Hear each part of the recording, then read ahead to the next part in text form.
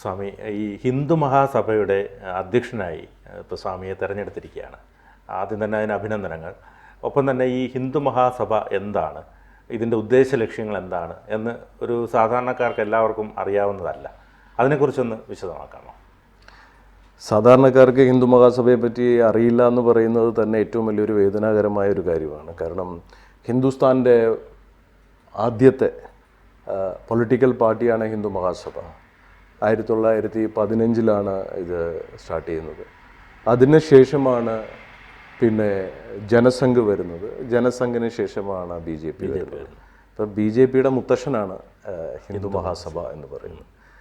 പിന്നെ ഇതിൻ്റെ ഐഡിയോളജി എന്ന് പറയുന്നത് നാഷണലിസ്റ്റ് ഐഡിയോളജിയാണ്. എന്നാൽ ഗാന്ധിജിയുടെ അസാസിനേഷന് ശേഷം ഇത് വളരെ സൈലൻ്റായി, ലീഡേഴ്സ് എല്ലാം സ്കാറ്റർ ചെയ്തു പോയി. പിന്നെ അവരെല്ലാവരും ജനസംഘിലും BJPയിലുമൊക്കെ ആക്റ്റീവായി. പിന്നെ ഇതിൻ്റെ കാര്യത്തിലേക്ക് ആരും ശ്രദ്ധിക്കാതെ പോവുകയായിരുന്നു. ഇന്ന് ഇതിൻ്റെ നാഷണൽ പ്രസിഡൻ്റ് എന്ന് പറയുന്നത് സുഭാഷ് ചന്ദ്രബോസ്ജിയുടെ ഗ്രാൻഡ് നീസായ ചെറുമോളായ രാജ്യശ്രീ ചൗധരിജിയാണ് ഇതിൻ്റെ നാഷണൽ പ്രസിഡന്റ്. അപ്പോൾ നമ്മൾ മുന്നോട്ട് വെക്കുന്നത് എന്തെന്ന് പറഞ്ഞു കഴിഞ്ഞാൽ, ഈ വിഘടിച്ച് നിൽക്കുന്ന അല്ലെങ്കിൽ ധർമ്മം എന്താണെന്നറിയാത്ത, ധർമ്മബോധം മനസ്സിലാക്കാൻ സാധിക്കാതെ ഇല്ലാത്ത ആൾക്കാർക്ക് എന്താണ് നമ്മുടെ സനാതന ധർമ്മമെന്നും നമ്മുടെ രാഷ്ട്രത്തിൻ്റെ ധർമ്മം എന്താണെന്നും നമ്മൾക്കുള്ള ഡ്യൂട്ടീസ് എന്താണെന്നും എങ്ങനെ നമുക്ക് രാജ്യത്തെ വീണ്ടും തിരിച്ച് നറിഷ് ചെയ്ത് പ്രൊട്ടക്റ്റ് ചെയ്ത് കൊണ്ടുവരാം എന്നുള്ളതാണ് നമ്മുടെ മെയിൻ ഇത്. And basically we are working for the roots, not for the fruits. നമ്മളുടെ റൂട്ട് കറക്റ്റ് അല്ലെങ്കിൽ ആ വൃക്ഷം പോലും നശിച്ചു പോകും. ഇന്നത്തെ പ്രസൻറ്റ് സിനാരിയോ അല്ലെങ്കിൽ present condition you know well about it. ഇന്നത്തെ കേരളം എന്ന് പറയുന്നത് it's known as the hub of terrorism. Why? Because നമ്മുടെ ആൾക്കാർക്ക് സനാതന ധർമ്മമോ ഹിന്ദു ധർമ്മമോ അറിയാൻ സാധിക്കാതെ പോയതിൻ്റെ ഒരു പ്രശ്നവും, പിന്നെ പല ഓർഗനൈസേഷൻ്റെയും പല നമ്മളുടെ തന്നെ ആൾക്കാരെ ഈ പേര് ഹിന്ദു എന്നുള്ള പേര് വെച്ചിട്ട് അത് ഹിന്ദുധർമ്മം എന്താണെന്ന് അറിയാക്കാതെ അല്ലെങ്കിൽ പഠിക്കാതെയും പഠിപ്പിക്കാതെയും പോയതിൻ്റെ ഒരു പ്രശ്നമാണ്. So we just want to educate our society. അപ്പോൾ ഇതിൻ്റെ ഹിന്ദു മഹാസഭയുടെ മകനാണ് ജനസംഘം, അതിൻ്റെ മകനാണ് BJP എന്ന് പറയുന്നത്. അപ്പോൾ ഈ RSSൻ്റെ റോൾ എന്താ? RSSനെതിരാണോ നിങ്ങൾ? RSSനെതിരാവില്ല. എങ്ങനെ എതിരാകാൻ പറ്റും? RSS നമ്മുടെ ബേബീസ് ആണല്ലോ. RSSൽ, അതായത് ഹിന്ദു മഹാസഭയുടെ ആൾക്കാർ തന്നെയാണല്ലോ സംഘത്തിലും. അതെ, സംഘം ഡെവലപ്പ് ചെയ്യുന്നതും അതിൽ നിന്നാണല്ലോ. സംഘം നമ്മുടെ തന്നെ ഫാമിലിയാണ്. സംഘത്തിന് നമ്മൾ എഗൻസ്റ്റ് അല്ലല്ലോ. ഐ എം ഓൾസോ എ സ്വയം സേവക്. ഞാനും ഒരു സ്വയം സേവകമാണ്. അപ്പോൾ സംഘത്തിൻ്റെ പ്രത്യേകത എന്ന് പറഞ്ഞാൽ സംഘം കുറച്ചുകൂടെ അതിൽ നിന്നും അഡ്വാൻസ്ഡ് ആയിട്ട്, ഇപ്പം നമ്മളുടെ ഇപ്പം ആപ്പിൾ 16 ഇപ്പോൾ ഇറങ്ങുന്നതെങ്കിൽ ആപ്പിൾ 15 ആപ്പിൾ 14 എഗൻസ്റ്റ് ആണോ എന്ന് ചോദിക്കുന്ന പോലെ ആയിപ്പോൾ അതിൻ്റെ ഒരു ലേറ്റസ്റ്റ് അപ്ഡേറ്റഡ് വേർഷൻ വന്നു എന്നതുപോലെയേ ഉള്ളൂ. പിന്നെ അത് കുറച്ചുകൂടെ സിസ്റ്റമാറ്റിക് ആയിട്ടും കുറച്ചുകൂടെ ഓർഗനൈസ്ഡ് ആയിട്ടും ഒരു കേഡറ്റ് സംവിധാനമായിട്ടും വളരെയധികം റിഫൈൻഡ് ആയിട്ടാണ് ഡോക്ടർ ജി സംഘത്തിനെ മോൾഡ് ചെയ്തെടുത്തത്. പിന്നെ ഗുരുജി അതിൻ്റെ തത്വശാസ്ത്രവും ബാക്കിയുള്ളതും വളരെ ബ്യൂട്ടിഫുൾ ആയിട്ട് അത് ഡിസൈൻ ചെയ്തു പോയി. അപ്പോൾ അതിനെ കണ്ടിന്യൂ ചെയ്യാനും, കാരണം സെയിം ഐഡിയോളജി, സെയിം ചിന്ത, സെയിം സംഭവം തന്നെയാണ്. പക്ഷെ അത് ജനങ്ങളിലേക്ക് എത്തിക്കണം എന്നുള്ളത് ഒരു സൈഡിൽ വീക്കായ സമയത്ത് സംഘം അതിൻ്റേതായ രീതിയിൽ അതിനെ ഡിസിപ്ലിൻഡ് ആയിട്ട് അത് കൊണ്ടുവന്നു. അല്ലാതെ സംഘം നമുക്ക് എഗൻസ്റ്റ് എങ്ങനെ? നമ്മുടെ ഫാമിലി തന്നെയല്ലോ. We are one family. അതെ. ഈ BJPയുടെ ഇപ്പോഴത്തെ ചില നയങ്ങൾ എനിക്ക് തോന്നി ഹിന്ദു മഹാസഭയായിട്ട് ഒത്തുപോകാത്ത വിധത്തിലാണ്. ഇപ്പോഴത്തെ പുതിയ നേതാക്കളും ന്യൂജൻ ആ ഒരു രീതി ഞാൻ പറഞ്ഞത് മനസ്സിലായി കാണുമെന്ന് മനസ്സിലാക്കുന്നു.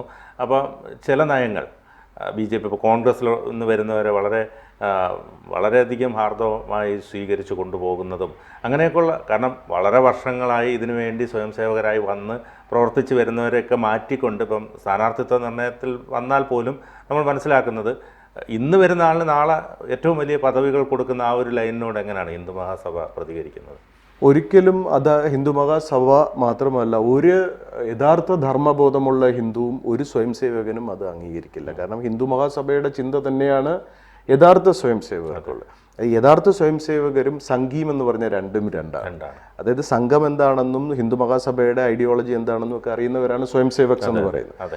ഈ സംഘി എന്ന് പറയുന്നത് അങ്ങ് പറഞ്ഞ പോലെ മെനഞ്ഞാന്നത്തെ മഴയിൽ ഇന്നലെ കുരുത്ത സാധനമാണ്. അവർ, അതായത് നരേന്ദ്രമോദിജി 2014 അധികാരത്തിൽ വന്നതിന് ശേഷം മോദിജിയുടെ ഒരു മോഡി കണ്ട് ചാടി വന്ന കുറേ ആൾക്കാരുണ്ട്. പിന്നെ അതിൽ പലവർക്കും ഇന്നത്തെ ആൾക്കാർക്ക് ഈ നമ്മുടെ ഐഡിയോളജിയോ അല്ലെങ്കിൽ പ്രോപ്പറായിട്ട് ശാഖയിൽ പോവുകയോ അല്ലെങ്കിൽ അതിൻ്റെ സംവിധാനങ്ങൾ എന്താണെന്നോ ഒന്നും സ്വയക്തമാക്കാൻ കഴിയാതെ പോയ ആൾക്കാരാണ്. They will behave like that. അതിൽ പ്രത്യേകിച്ചൊന്നുമില്ല. പിന്നെ അങ്ങ് പറഞ്ഞ പ്രധാനപ്പെട്ട കാര്യം എന്ന് വെച്ചാൽ നമുക്ക് നമ്മുടേതായ ഒരു ഐഡിയോളജി ഉണ്ട്. നമ്മുടെ ഐഡിയോളജി വെച്ചിട്ട് ദേശീയതയാണ് നമ്മളുടേത്.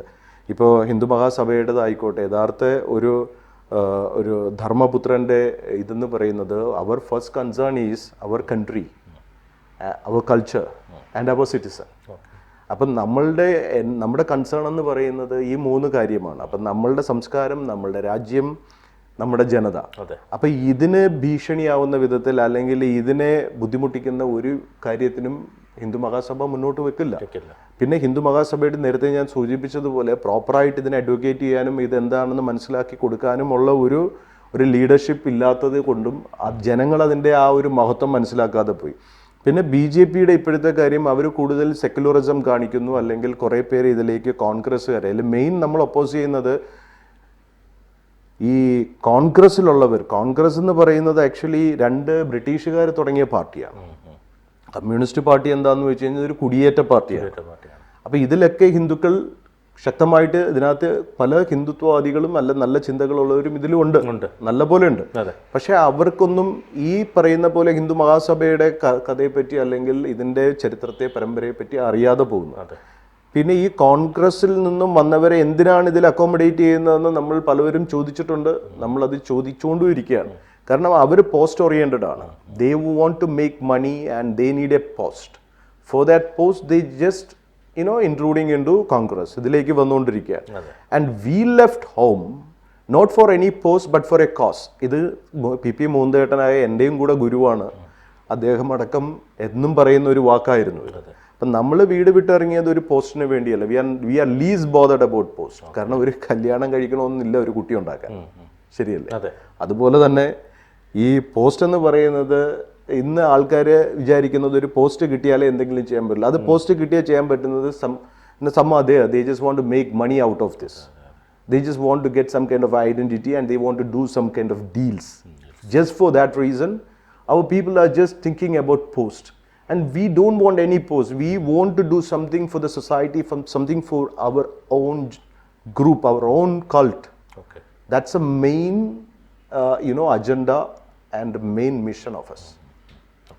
മറ്റൊന്ന്, ഈ താങ്കൾ ഈ ഒരു പദവിയിലേക്ക് വന്നപ്പോൾ ചില ആളുകൾ ഇതിൽ താങ്കളല്ല മറ്റ് ചക്രപാണി സ്വാമികളൊക്കെ ഉണ്ട് എന്ന രീതിയിൽ പറയുന്നു. പക്ഷേ അത് കോടതി വിധിയിലൂടെ അദ്ദേഹത്തെ പുറത്താക്കിയ തെളിവ് സഹിതമുണ്ട്. അതിനെ എങ്ങനെ നോക്കിക്കാണുന്നു? ഇപ്പോൾ രാജീവ് ചന്ദ്രശേഖർജിയാണ് കേരളത്തിൻ്റെ BJP അധ്യക്ഷൻ. അദ്ദേഹത്തിൻ്റെ തൊട്ടു മുമ്പുണ്ടായിരുന്നത് സുരേന്ദ്രൻജിയായിരുന്നു. സുരേന്ദ്രൻജി ഇന്ന് വന്നിട്ട് പറയാണ് ഞാനാണ് അധ്യക്ഷൻ എന്ന് പറഞ്ഞാൽ എന്ത് പറയാൻ പറ്റും? അതായത് പാർട്ടിയുടെ, അതായത് നാഷണൽ ലീഡർഷിപ്പ് പുറത്താക്കിയ ആളാണ് ഈ ചക്രപാണി എന്ന് പറയുന്നത്. അദ്ദേഹം 2006 മെമ്പർഷിപ്പ് ഉണ്ടെന്ന് പറഞ്ഞ് അദ്ദേഹത്തിന് പ്രോപ്പറായിട്ട് ABHM അഖില ഭാരത ഹിന്ദു മഹാസഭയിൽ ഒരു പ്രോപ്പർ മെമ്പർഷിപ്പ് പോലും അദ്ദേഹത്തിന് കാണിക്കാൻ സാധിച്ചിട്ടില്ല. അതുപോലെ തന്നെ അദ്ദേഹത്തിൻ്റെ ഫ്രോഡുലൻ്റ് ആക്ടിവിറ്റീസ് എല്ലാം കണ്ടെത്തി അദ്ദേഹം ചെയ്തിരുന്ന ഇല്ലീഗൽ ആക്ടിവിറ്റീസിനെ എല്ലാം കോടതിയിൽ തെളിയിച്ചിട്ടാണ് പുതിയ സംഘടന ഭാരവാഹികൾ അദ്ദേഹത്തെ പുറത്താക്കുന്നത്. 2 പ്രാവശ്യം സുപ്രീം കോടതി തന്നെ അദ്ദേഹത്തിൻ്റെ അപേക്ഷ എല്ലാം റിജക്റ്റ് ചെയ്ത് കഴിഞ്ഞു. 2022 ഫൈനലി അത് റിജക്റ്റ് ചെയ്യുന്നത്. അപ്പോൾ അദ്ദേഹം അന്ന് നോമിനേറ്റ് ചെയ്ത ചില ആൾക്കാർ പല സ്റ്റേറ്റുകളിലും അവരാണ് ഇതെന്ന് പറയുന്നുണ്ട്. പക്ഷെ അതിന് ആധികാരികമായി അവർക്കത് പറയാൻ ഇതില്ല. പിന്നെ they claim themselves as the state president or office bearers എന്നൊക്കെ പറയും. പക്ഷെ legally they doesn't have any, അവർക്ക് ലീഗലി ഒന്നും പ്രൂവ് ചെയ്യാൻ പറ്റില്ല.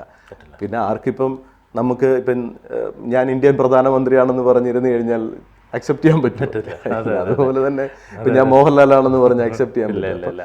അതറിയാനുള്ള ഒരു യുക്തിബോധം ജനങ്ങൾക്കുണ്ട്. And they will understand. ഇപ്പോൾ പലപ്പോഴും ഞാൻ ശ്രദ്ധിച്ചിട്ടുള്ളത്, നമ്മൾ കേരളീയ പൊതുസമൂഹം തന്നെ ശ്രദ്ധിച്ചിട്ടുണ്ട്, ഇപ്പോൾ മുസ്ലിം ലീഗ് അല്ലെങ്കിൽ വഖഫ്, ഇതൊക്കെ വളരെ ആർജവത്തോടെ ആ പേരുകൾ തന്നെ പറയാൻ കേരളത്തിലുള്ള ആർക്കും മടിയില്ല.